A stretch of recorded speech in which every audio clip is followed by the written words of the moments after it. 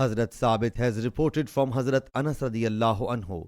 Some people who were ill submitted, O Allah's Apostle sallallahu alaihi wasallam, give us shelter and arrange for our meal. When they relied, they said the climate of Medina does not suit us. So they along with camels were dispatched towards Harra with an advice to consume their milk.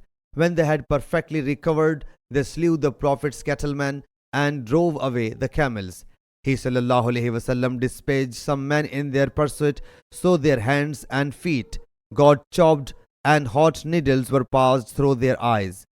I saw one of them licking the earth with his tongue until he died. Salim said, I got this news that Hajjaj submitted to Hazrat Anas radiyallahu anhu.